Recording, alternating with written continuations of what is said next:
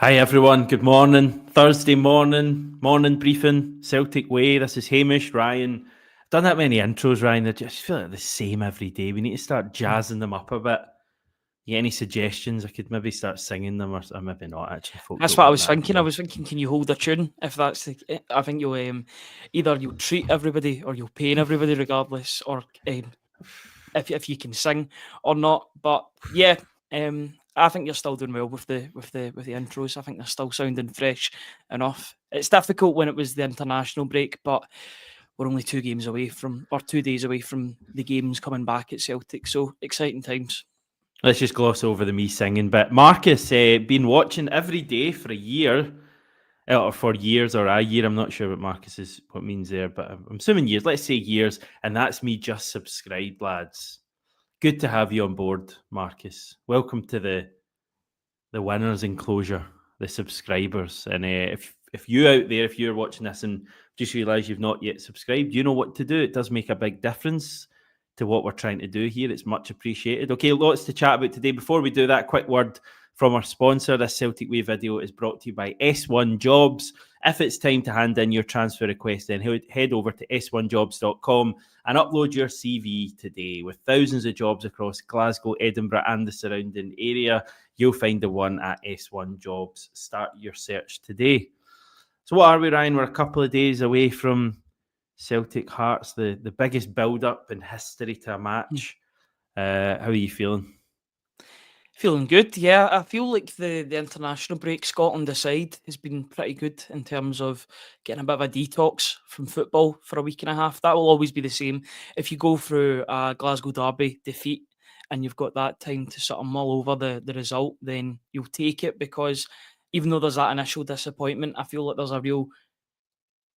now a real gap between that result and the forthcoming game against Hearts, which is good. It's given us time to reflect, time to, for maybe those that aren't away on international duty, to get it out of their system, those on international duty to hopefully bring better fortunes to their respective countries. Now everybody will be back. They'll all have one focus, and that's, getting in amongst it against Hearts at home. As I said earlier on in the week, I think it's a perfect fixture to come back to. Hearts, a decent team. They've definitely turned it around under Neil Critchley, but it's always a good game at Hearts at home. Good at Tynecastle as well, but just as good at home. Looking forward to sampling that on Saturday afternoon, and I think it's a perfect game to bounce back from the derby defeat against Hearts, a team that you would consider in some ways Celtic's rivals as well. There's always that bit of animosity when the two sides play. So yeah, I think it's a perfect game to come back to. But I've enjoyed the international break for what it's been. Okay, glad to hear that. We're getting asked already. Diane's asking about Kasper Schmeichel. Do we know how long he's going to be out for? The answer here is that we'll get a better or the best indication when we hear from Brendan Rodgers tomorrow. I think we're going to hear from a player today, but not quite sure exactly what's going on there. But obviously Brendan will be the one that's able to shed the most light on Kasper. However, the Denmark boss, Brian Riemer, has been speaking in Denmark, quoted as saying, the main thing I think at the bottom, saying, I don't think there is any doubt that he will not play this weekend. So yeah, I mean, he's obviously aware of what's going on there as well. So I don't pretty obvious think we're not going to see Kasper play this weekend. And it's going to be interesting to hear from the manager just how long Kasper is going to be out for. Is it the kind of thing he gets over before the end of the season, for example? And we should get a good indication from Brendan tomorrow. Yeah, and you're hoping for the best possible news, which would be that it's only a knock and he can come back in the next few games. But the way that he was wincing in pain when he sustained that injury against Portugal made it look as if it was a serious shoulder injury, which is not ideal. And I made the point again the other day, and that's the difficulty with coming back on the briefing when not too much has changed. You're at risk of repeating yourself, but these injuries are harder to get to recover from the older you get. And I know that Kasper Schmeichel's a fit player. He's kept him. He's looked after himself over the years. But age catches up with everybody, and a shoulder injury like this can be quite debilitating for a player, especially a goalkeeper that needs his shoulder. And I know any football player will need their shoulder to operate, but even more so for a goalkeeper when it comes to diving. diving for shots or even just throwing the ball. You know, we've seen how effective Kasper Schmeichel's been with distribution, with some of his throws coming in the back. That being debilitated is a problem for Celtic. So I want them to take as much care with Schmeichel as possible because he's an important player. But I also want to see Sinisalo. I think we've been speaking about him for the past 2-3 days now since that injury. I want to see what Sinisalo's got. I think this is the perfect opportunity. Yes, Celtic have still got a league to win. They've still got a Scottish Cup to win. But why not get a good run of games with Sinisalo as the number one? It's the chance that he's been waiting over 8 months for. And let's see if he's got what it takes to eventually become that number one. Because you would hope that next season he would be playing more games because he's had that year to acclimatise to Scottish football, to acclimatise to Celtic, and working under his idol in Kasper Schmeichel. Now that he's had that year, you want him to step up. If not now, he has to. But next season, because his form merits it. Yeah, I mean, we're going to find out about Viljami Sinisalo in the coming weeks, and I'm excited to find it out. There's loads of examples in Celtic history. I'm saying loads of examples. I can only really think of one obvious one of a goalkeeper coming in at a much required time and lighting it up. And I'm obviously talking about Connor Hazard there. No, I'm not. I'm talking about David Marshall.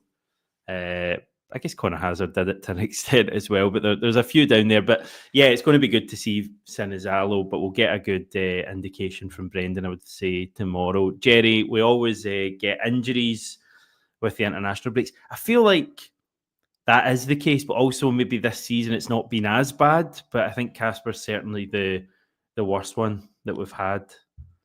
Okay, we've kind of spoken about that a bit already this week. Well, the other news was about Daizen. I'm doing a lot of first names today, everyone. I don't know what's going on, but I think you're allowed to with Daizen because he actually has that on the back of his Celtic shirt as well. Why was Kyogo known as Kyogo, but Daizen's known as Maeda, and Rayo's known as Hatate? It's a strange one, isn't it? Well, it is a strange one, but those three players all have their first names on the back of their tops. Kyogo 8, Rio 41, Maeda or Daizen 38. I always get 38 and 39 mixed up. I think it's 38 though. Yeah, it's a weird one, but I like it because I think it gives all the players personality as well. Having that immediate first name basis with players, particularly for Kyogo, I think added to his mystique when he was at Celtic. You know, Celtic were just came out of a really bad period the season before, and having somebody like Kyogo who you could even mention and get away with saying his first name without even being checked was always quite an exciting thing, and I think it added to his character and his mystique. You know, his Celtic career will never be tainted by the way he left, etc. I think he was just a great player for Celtic. I hope that he can turn it round at Rennes, although I think he might need to go elsewhere in order to get game time. Though we did get some game time for Japan, which was better than what he was doing when he was at Celtic, to be fair. Yeah, not as much as Daizen though, and I don't think we've missed Kyogo since he's left because Daizen is playing out of his skin and continues to. So the big news last night, we will eventually get to reports that we are set to offer Daizen a new deal, improved terms, and lengthen his contract. He's contracted until summer of 27, so another couple of years beyond this season. But yeah, it'd be great to get him tied up, wouldn't it? Because there's got to be teams interested in him. I don't think there was any more real information in the report, but it's clear that that's Celtic's intention. And what a boost that would be if we were able to get Daizen tied up for another couple of years. Yeah, imagine if that was the press conference today. That was the player that was facing the media. That'd be some boost ahead of the weekend. You can't just throw that out, Ryan, and then not expect people to wonder if you're ITK. I'm not ITK. I'm just putting 2 and 2 together. I mean, those stories came out late last night, and a Celtic player is going to be conducting a press conference at Celtic Park this afternoon. So, you know, potential. I don't want it. It could be anything. They could be covering the women's game ahead of the run-in for the rest of the season. It could be a number of things. They could be advertising anything, a new kit that they're bringing out, a 5th, 6th kit of the season. But you know, that would be a tremendous start to the weekend if that was to be the case. If Daizen Maeda was to be announced as is continuing his Celtic career with an extended contract. And I think he deserves to be one of, if not one of the highest earners at Celtic, given his importance and his growing importance in the team. He was an important part of Brendan Rodgers and Ange Postecoglou's Celtic. Now he's one of the most important parts of Celtic. He is. I've looked at his goals and assists yesterday because I was doing a separate piece on Nicholas Kuhn. Apart from a game in which he played half an hour against Dundee United, he has either scored or assisted in every game in the past, month and a half, 2 months. It's an absolutely incredible record, and it really shows how much work he's put in to improve his game. He's clearly a perfectionist. He did have some limitations to his game, but it seems as if those are getting fewer and fewer, and he's ironing those problems out. You think even a couple of months ago, you would expect maybe one or two of Daizen Maeda's balls from the byline to go out of play straight away. That doesn't really happen anymore. Yes, I get that he's playing up front, but I think he's sharpened his tools and he's sharpened his overall game, and it's really working for the team as a result. He's just been absolutely incredible, especially in the second half of this season. He's been a real revelation up front for Celtic. How long do we think he stays with us then, everyone? What's your hunch? We've got someone Summit today reckoning he'll reject the new contract. That's the spirit.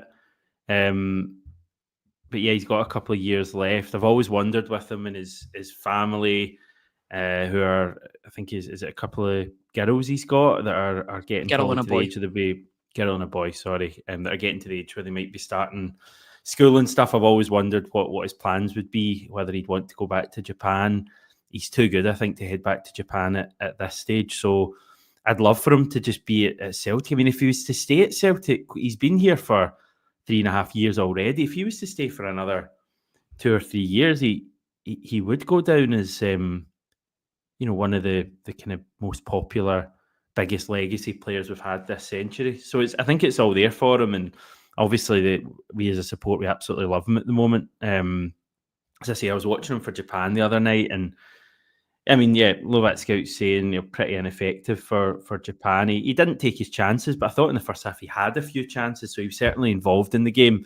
And just glad that he's fit, to be honest. But what do you reckon? How long are we going to have Daizen for? Hopefully until the end of his peak, which he seems to be going through right now. What age is he? 26, 27 years old. He is in the peak of his career, the peak of his powers. So I would hope that he understands that, maybe even the Kyogo example will help him, or help him remain at the club when he sees that the grass isn't always greener on the other side when pushing for a move.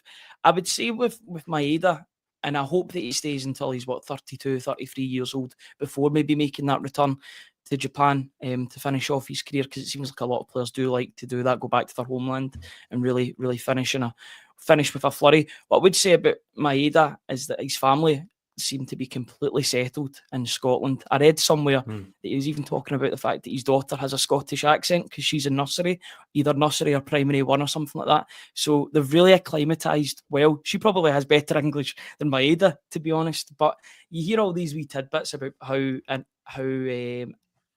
effective Maeda is, not just on the pitch but off it. Cameron Carter-Vickers recently spoke about the fact that he's a bit of a joker in the dressing room as well, a bit of a quiet but funny individual, and that shows that he's really settled in well, because that isn't always the case. There can be the language barrier and you don't get on with your teammates, or you struggle to get on with your teammates because you can't communicate with them. It's clear that he's taken those steps to acclimatise with Celtic, the Celtic players. He's been there 3.5 years now, and yeah, he's emerged from that cult status to now being a bona fide hero at Celtic with his performances this season. And long may that continue, because he's just so effective.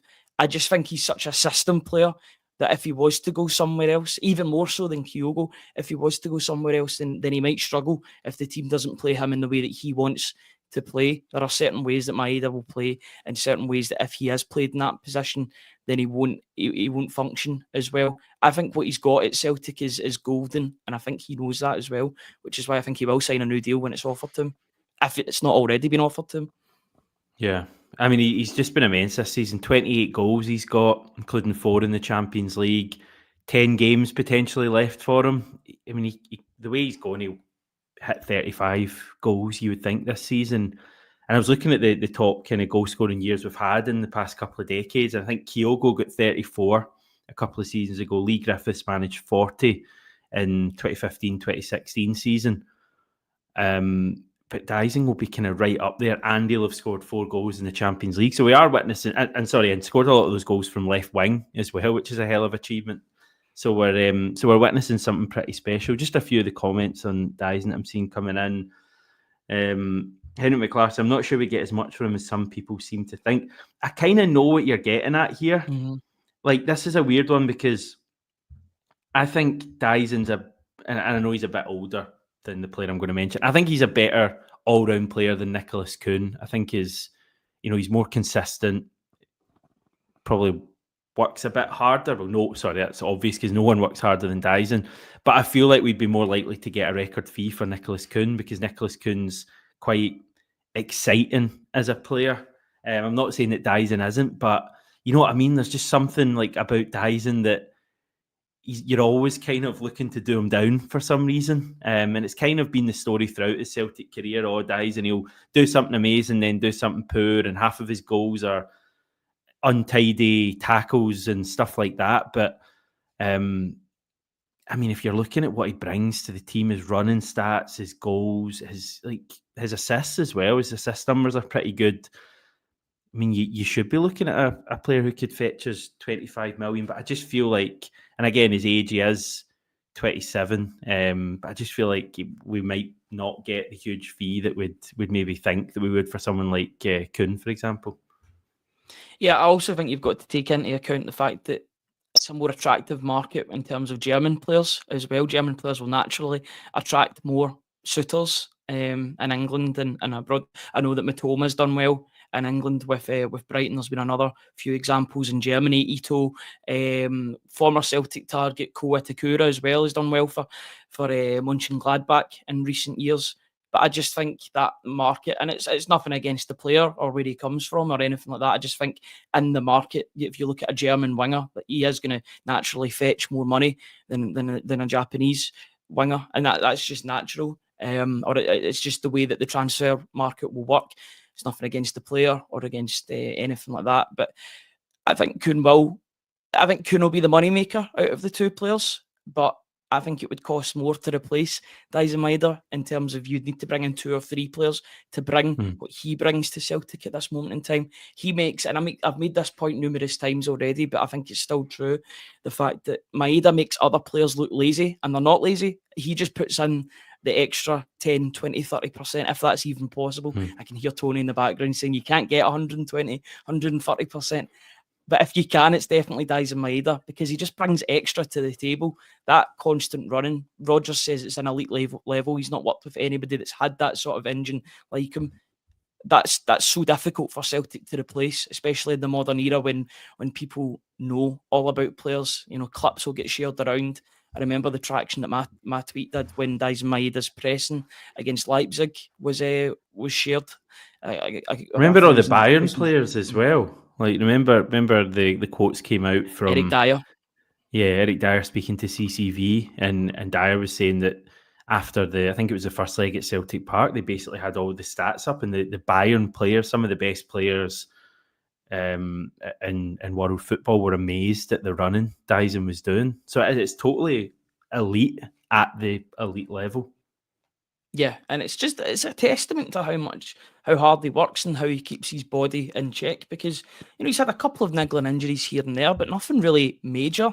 You would expect more injuries to come from a player like Maeda with how much he puts into games, with how much his muscles will be stretched game on game, the amount of kilometres he'll be doing per game. The fact that he keeps himself so fit is a testament to himself and the hard work that he does off the pitch. He's getting all the rewards that his hard work deserves, honestly. Yeah, Dan saying we can't replace Maeda. Never seen a player like him. I can't think of another player like Maeda at all. Not at Celtic anyway.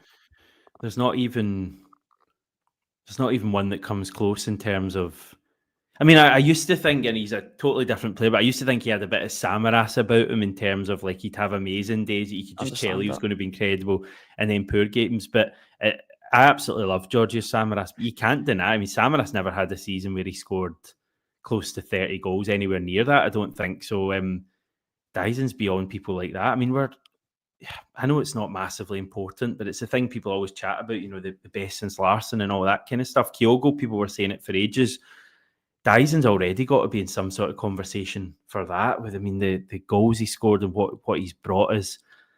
So let's hope we can get him signed up for another couple of years. Just to reiterate, he's contracted until the summer of 2027. So we've got another couple of years on that after this season, but the club clearly want to reward him for his brilliant form and get him signed up. Marcus will be telling our grandkids about Daizen in 40 years. I have actually had that thought in the past, that he's the kind of guy that all that time in the future you would be like, oh, there used to be this guy Daizen Maeda, and he just never stopped running. Okay, not strictly Celtic stuff, but Victor Wanyama was announced yesterday as a Dunfermline Athletic player. Yes, everyone, you heard that correctly. Victor Wanyama, one of the record sales in Celtic history, has come back to Scottish football to join up with Neil Lennon. He's getting the old band back together at East End Park. Victor today, Adam Matthews tomorrow. Don't know who else. Effie Ambrose. He's played for Dunfermline. He has. There's a picture of him in Dunfermline colours. I'd like to see a Miku or a Lassad up front to sort of finish off that team. God, remember him? I always rated Pavel him. Brozek as well. Remember him? I mentioned him the other day. That's 2 mentions of Pavel Brozek this week. Dear, oh dear. What do you make of Wanyama going back? He's only 33. I know there was a bit of chat earlier. 33 years old. Like, he's not a 40-year-old going. I know he's had real fitness issues over the past couple of years. I think he left Montreal at the start of this year, and he's only gone into the end of the season, which I think is something like 7 games before the playoffs, which they'll hope not to be involved in. But hell of a coup for a team like Dunfermline to land Wanyama. Yeah, it was a coup getting Neil Lennon as well to be manager of Dunfermline, I would say, as well, because despite the way that it ended for Neil Lennon and the way that his jobs have been at Omonia and Rapid Bucharest, he's still got history. He's got history of winning that league as well with Hibs. So, a real experienced manager who doesn't become a bad manager overnight. I think he's far from it. It was just a really bad season for all concerned. That's twice I've mentioned that. Two mentions of Brozek in a couple of days, and 2 mentions of that season as well. I'm utterly obsessed. But it's one that'll sell tickets for sure for Dunfermline. East End Park's a really good stadium, and I think there'll be extra punters that'll go there just to go and see Victor Wanyama pull on those colours for Who's their first game against on Saturday? Oh, against Ayr United, I believe, against Scott Brown's Scott Brown Ayr in United. the dugout. You can have Brown, Lennon, and Wanyama. Not 3 not bad midfielders. That's very true. You've got Brown, you've got Wanyama, you've got Barry Robson, who's in charge of Raith Rovers. So there's so many Celtic links in the Championship that I'm going to actually keep I think I'm going to keep the scores on at the weekend to see how everything transpires, because I always think the Championship's quite an exciting league. It has been for a few years now. But Wanyama, just at Dunfermline, I think this suits both parties, to be honest, because Wanyama can get his fitness back ahead of the season ahead. He'll have aspirations to play, I don't know about a higher level, but maybe more consistent game time, because he's had those injury problems. He left Montreal. He's a former teammate of Alistair Johnston. The two have spoke at length about that as well. But he left there. I think he was captain of Montreal as well, and he left there in January. So I think this is a great opportunity for Neil Lennon to bring in somebody that he knows. I think that's important, bringing in somebody that's available and understands the way that he wants to play.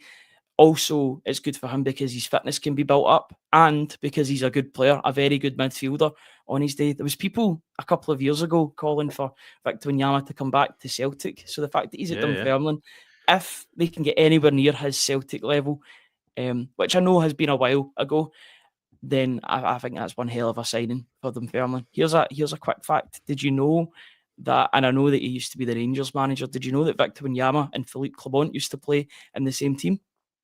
Did they? For And it must be German or beer shot. Must be, yeah. Beer shot in Belgium. The two were at different ends of their career. One was at the start and one was at the end, but the two have actually crossed paths. It's a small game, football, and it's quite crazy when I seen that fact. But yeah, those two have taken to the field at the same time. That's like one of those questions you get. I have played with, and like it'll be like. That's probably where I got it from, Hamish, to be honest with you. That's probably where I got it from. I seem to remember it being on social media a few months ago, but it's something that stayed with me. But delighted to see Victor Wanyama back in Scottish football. I think it's such a Scottish football signing, but it's exciting. Tony's going to the press conference today, which happens at 1 o'clock in Fife, so he'll be able to speak to Victor Wanyama. I'm sure he also did a big interview with him maybe a year or so ago. So the two can renew their sort of friendship. Hopefully another interview can come out of that. Great stuff. So we'll keep an eye on that. Just to, again, reiterate, Ayr United against Dunfermline. I think it's Saturday afternoon, isn't it? I saw someone in the comments saying it was Friday night, but I'm pretty sure it's Saturday afternoon. You can double check. You'll have Scott Brown's Ayr United hosting Neil Lennon's Dunfermline Athletic, and hopefully Victor Wanyama playing as well. I wonder if he'll make it to any Celtic games as well. Has he been back to Celtic Park? I feel like he was maybe did the half-time draw a couple of seasons ago or something. Oh, no, he definitely did that, didn't he? Yeah, he definitely did. Yeah, I remember him. I think it was during the off-season for Montreal, but he's definitely been back. He's had a really good career. You know, the move to Southampton, and then he played for Spurs as well. I know he had injury issues, but who can forget that goal that he scored against Liverpool at Anfield? You know, it's an absolute screamer. And he scored a few screamers for Celtic as well. I seem to remember one against St Mirren. The aforementioned, Hearts as well. I think that was the same game that Fraser Forster saved a penalty late on. That was a really big moment in terms of Neil Lennon's Celtic, in terms of that next generation coming through. And who can forget that header against Barcelona? Absolutely iconic. But not just the header, because his overall performance was incredible in that game as well. Just, I think he earned his move to England off the back of that one game. Yeah, immense performance. What a night that was. Okay, what else have we seen? Celtic have put tickets for the Kilmarnock home game on general sale. So that was 25 minutes ago. So they'll probably be gone by now, everyone, given that could potentially be a league clincher. I think we just need to win our next couple of games and Rangers to lose one of their next two. And that could potentially become the clincher. But we're just looking ahead to Saturday now, and we'll get the press conference tomorrow, hear from a player later today, and it'll all start going again, Ryan. We're not far away from the beginning of the end of our season. Yeah, as much as I said at the start of this podcast that I enjoy the international break, trying to find ideas when nothing is happening on the Celtic front apart from international duty is difficult. You need to delve deep to figure out what articles you're going to write on a day-by-day basis. But having press conferences, having Victor Wanyama going to Dunfermline, all these different tidbits of information, they all help in the long run. Glad to hear that a player will be talking to the media at Celtic Park today. We'll have Brendan Rodgers speaking tomorrow. And then, of course, we'll get the game on Saturday. It's all ramping up again. The home straight for Celtic is on. They know what they need to do from now until the end of the season. It's now time for them to get to work, I guess. Yep, great stuff. We'll leave it there for now. Everyone, appreciate you tuning in once again, spending a little bit of your Thursday with us.